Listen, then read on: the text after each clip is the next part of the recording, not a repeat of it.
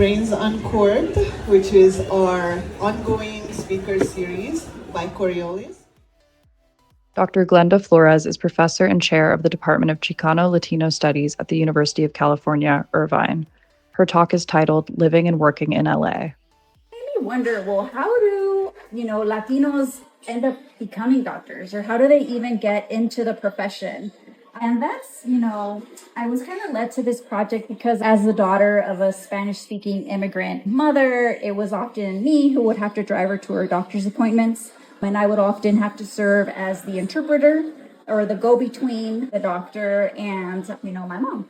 And this is something, a type of task that a lot of professionals, Latino professionals, end up doing in their jobs in education and in medicine. It was really funny. As I was doing this research, I actually drove my mom to appointments with a podiatrist. And I waited in the medical office thinking, okay, maybe she won't need me to interpret.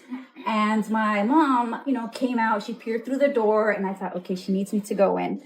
And she actually said, oh, el doctor es Latino, y le pregunté si lo podías entrevistar. Or, the doctor's Latino, and I asked him if you could interview him. Like, oh, wow, my mom was like a key informant for me, right? But the reason why this was surprising is that she thought that this Latino physician was white, monolingual English speaking, right? And it wasn't until he kind of surprised her by speaking in Spanish that she thought, oh, she doesn't need me to interpret at all. She can have this conversation with him. But what I found in the book is that a lot of white presenting Latino men physicians enjoyed a lot of the privileges that white men physicians, right, kind of get in the profession. And so when they were, spoke in Spanish or to their patients, it was kind of a nice surprise.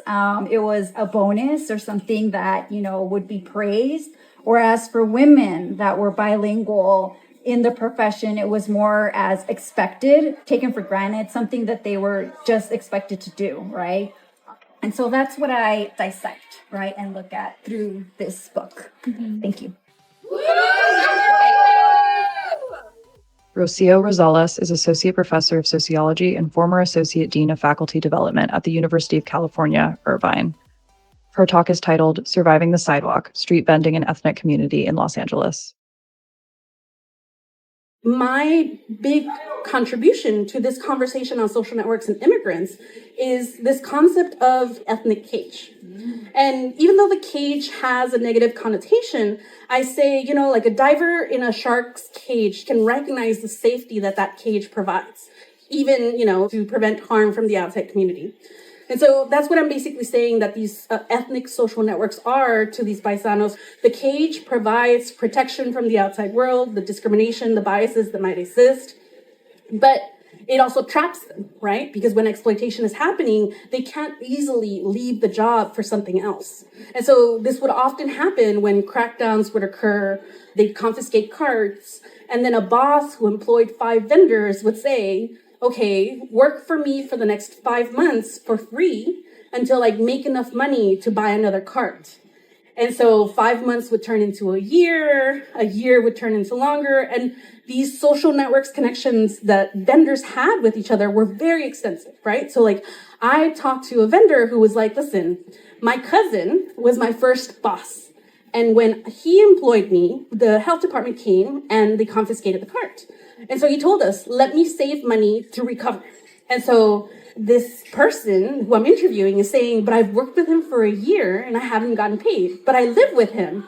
And so, eventually they have an argument where Christian, asks the boss, I've been working for you for free for months. I've done the calculations and you should have made enough money by now to be able to purchase a cart.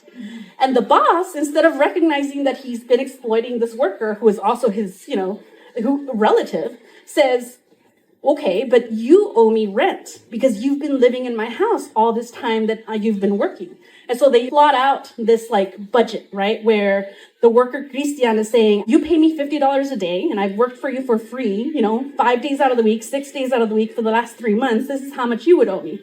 And then the guy on the other hand is like, well, this is how much rent is, and this is how much I would charge you, and this is how much food is. And so they do the tabulations, and Christian tells me, he still ended up owing me. He still owed me like $500, right? Like he was still in the hole. And I was like, and did he ever pay you? And Christian was like, no, you know, but it was his cousin. So it's like, what are you going to do? Right? So this is where the social networks allow you to both get the help, but also get the harm, right? And so this is why I define that happens the ethnic cage. Your paisanaje grants you entry, but it doesn't guarantee benevolence. Dr. Irene Vega is Associate Professor of Sociology at the University of California, Irvine. Her talk is titled Indifference in Immigration Enforcement. Indifference is one of the sensibilities, is one of these bureaucratic rationalities that protects the status quo, the inhumane status quo in these immigration agencies. And so one of the things that I've been thinking a lot about these days is, what does a book about bureaucratic indifference have to say about this particular time when we're seeing outright, zealous, unhinged repression, right?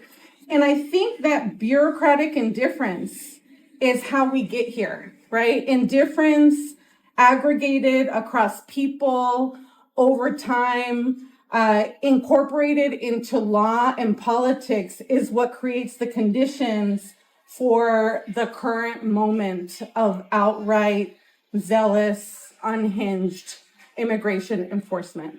And so my hope is that after reading this book, you too will understand how indifference shapes outright repression.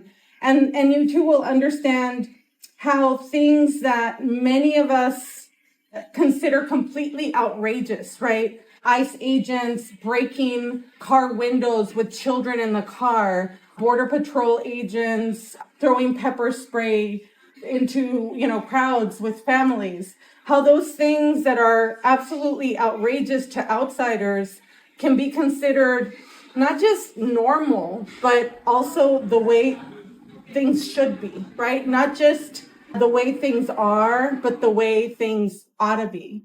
And how those normalization strategies allow people who want to think of themselves as the good guys to continue performing their job in an uncritical manner, even when they're breaking windows of cars with children in them.